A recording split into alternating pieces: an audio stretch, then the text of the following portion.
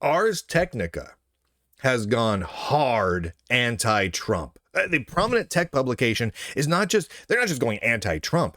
They're going anti-Jewish. They're going anti-Israel. They're going pro-Hamas, pro-terrorist organization. They're a pro-Hamas blog now. What in the heck has happened to Ars Technica? At this point, you have to ask, are there any tech news outlets, any prominent ones left who are not extreme leftist news outlets? It's gotten absolutely insane. I'm gonna walk you through this one because it's off the charts. I posted this up on X, and I'm just gonna read it to make sure I don't miss anything. Tech publication Ars Technica has taken a firm anti-Trump, anti-Jewish, and pro-Hamas stance.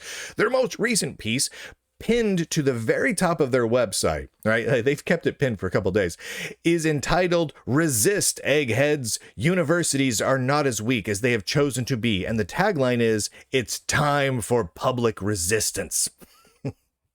The article is extremely long. I mean, it's long. It is page after page after page of ranting and raving extreme leftist craziness. And it is filled to the brim with a combination of drunken logic and outright falsehoods, sprinkled with just enough facts, just a couple of real provable facts here and there to make the whole thing sound legit. To make it sound like it's semi-logical, right? You put enough real things in there, well, then all the crazy stuff must be true also, right? That's basically the approach they took. And it was a multitude of ideas that Ars Technica is trying to relay are truly nuts here. A sampling of those ideas from Ars Technica are as follows. Trump is bad. People who voted for Trump are bad. Hamas and trans should be defended. So a terrorist organization and trans ideology should be defended. Jews, women, and children, on the other hand, are not worth defending. This is extreme. This is crazy extremism. Not just, oh, I have a political stance, or not just, oh, I dislike this corporate or tax policy. No, this is extreme stuff.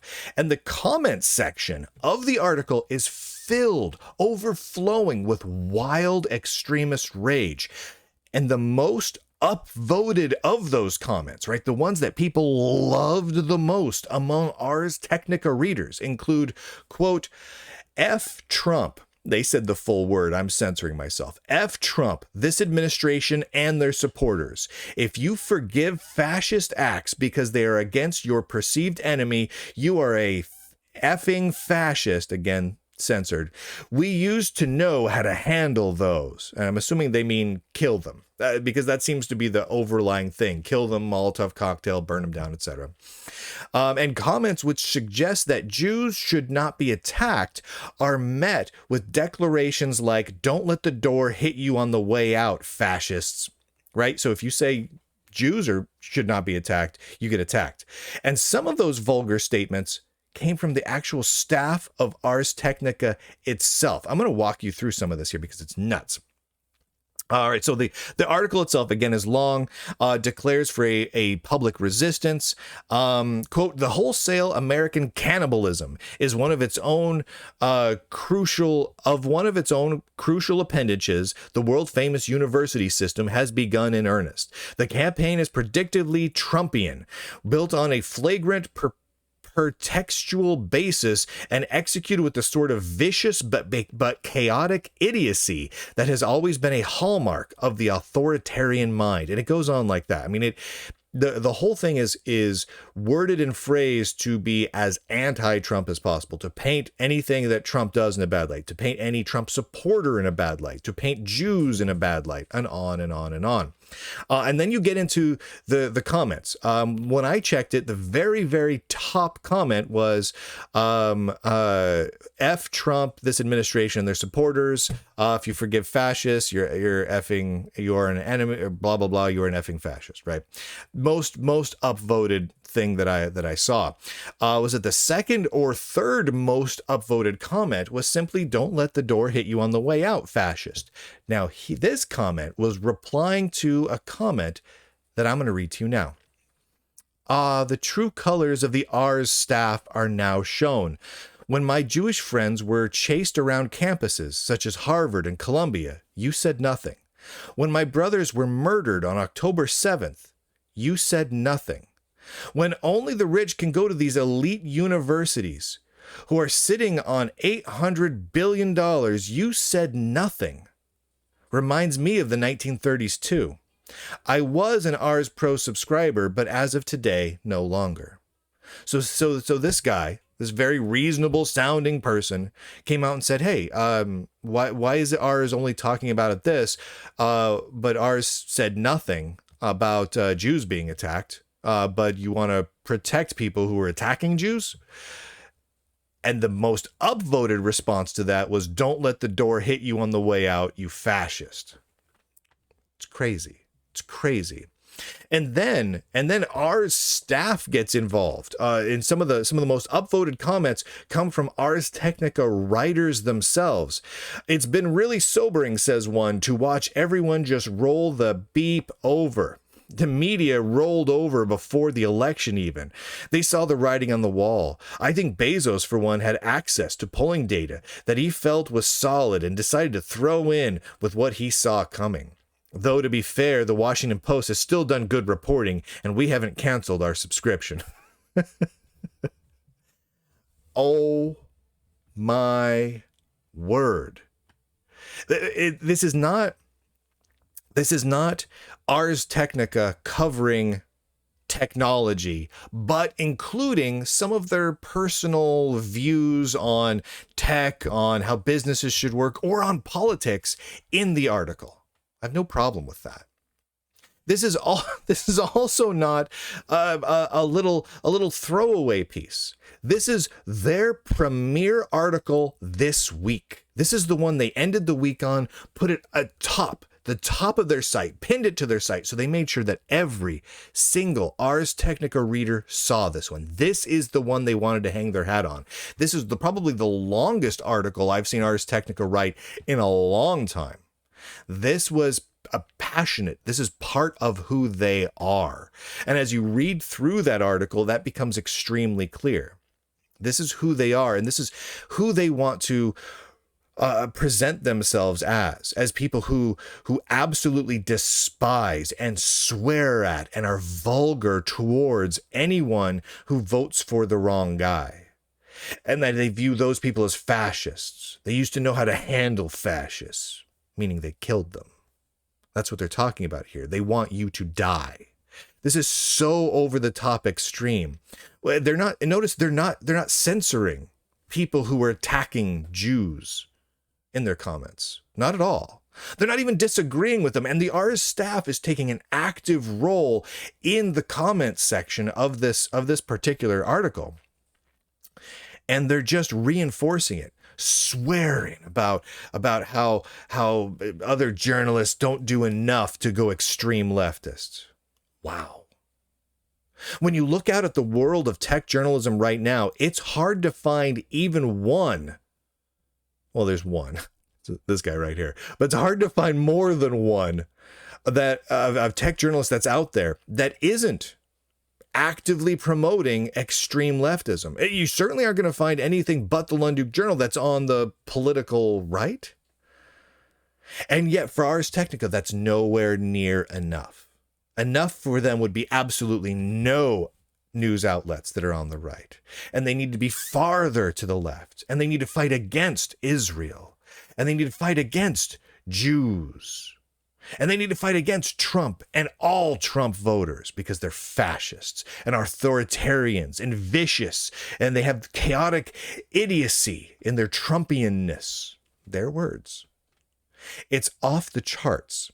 This is tech journalism nowadays. In fact, there's multiple tech news outlets that don't even really do tech news much anymore at all. I mean, look at Gizmodo. Gizmodo started as literally the gadget blog. It was a gadget blog. It wasn't a great one, but it was a decent one. They talked about gadgetry. And sometimes it was reviews, sometimes it was news, sometimes it was just opining about cool gadgets. That's what it was. Now, when you go to Gizmodo, it's weird if you go there and of the top 4 or 5 stories, at least 2 of them aren't in some way just stories attacking people who would vote for Trump or Elon Musk or something like that, right? It's mostly political now. And that seems to be where they put their emphasis. And some tech news outlets aren't quite that overt. Some still do cover the news. They just like to insert anti-Trump things and anti-Republican things where they can. The Register is a great example of that, of one that still does tech news 80+% of the time, but then inserts a whole lot of you shouldn't vote for Trump. Trump is bad. Oh, well, you know, if the Trump doesn't like what this company is doing, what this company is doing must be great because Trump is so bad. Right? Those sorts of articles.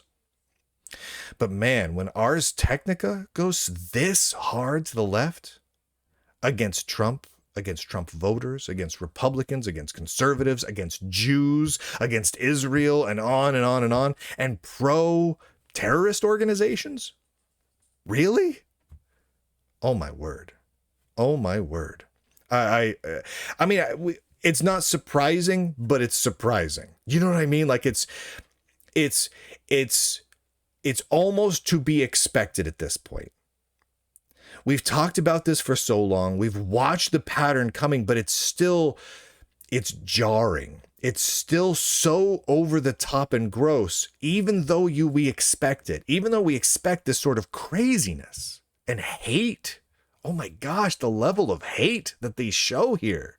Not just Ars Technica, but the writers of Ars Technica, the commenters and subscribers of Ars Technica. Oh my word, off the charts hate. So much hate, so much vulgarity. It's crazy. And even though we expect it, it's still even more over the top than what is expected. And so it just makes you stand back and go, oh gosh, this is what tech journalism is now. I mean, we've had tech journalists call for the firebombing of Teslas. We've had tech journalists call for my murder. It's crazy. And now look at Ars Technica. Oh my. Thank you to the subscribers of the Lunduke Journal who allow at least the Lunduke Journal to not be like this, right? At this point, I would say the Lunduke Journal is not just one of the only ad-free, big tech-free, non-woke news outlets out there in the tech news space. I would go so far as to say the Lunduke Journal may be one of the only ones out there who isn't obsessed with hate. Because when you look at ours or Gizmodo and so many others, so much of what they put out is about hate, is about violence, not condemning violence, but advocating hate, encouraging hate, promoting hate, and nudging people towards violence. But because of all of you supporting the Lunduke Journal without any big tech influence, we can come out against that sort of stuff. We can say flat out, that's nonsense. That's awful. We shouldn't be going after anyone. You notice the Lunduke Journal doesn't come out. And despite what we say about the issues we have with extreme leftism, and boy, do I have issues with extreme leftism. Notice it's always about when the extreme leftists are promoting violence or promoting off-the-charts hate, like firebombing people or attacking Jews, right? That's when we talk about those crazy extreme leftists or hurting little kids. That's when we talk about it. Not when we disagree politically about tax policy or something like that. We talk about the extreme violence and we say no to that. And I know for a fact there are centrist and right-leaning tech pundits out there, podcasters, YouTubers, and even tech journalists that have remained mostly quiet about everything that's going on. I wish that they wouldn't. I wish they would speak out. I mean, from a business standpoint, it's great for me from a business that the Lunduke Journal is the only game in town in terms of truly non-woke tech journalism. I'm it. I'm the only game in town. So in that point of view, it's great for me. Keeps the lights on. I don't have any competition. There's no competition. It's none. I compete with myself. But I would gladly have competition in this space. I would be overjoyed with competition in this space. If real competition sprung up in this space of non-woke, big tech free journalism, who really spoke out against things like the awfulness of what Ars Technica is doing, I would promote them. I'm saying this flat out right now to the prominent podcasters, YouTubers, and tech journalists out there. You start covering this, I will promote you. I will read your articles on the air. I will send them out to my fans, to my followers, to subscribers of the Lunduke Journal, because this is important stuff. This affects the industry that we all work in. This affects the world of computing that we all love. And these people are tearing it apart. We got to fight for it. Thank you again to the subscribers of the Lunduke Journal, lunduke.com. Click on all the links. It's fantastic. And with that, ladies and gentlemen, boys and girls, across the inner tubes, I do declare, end broadcast.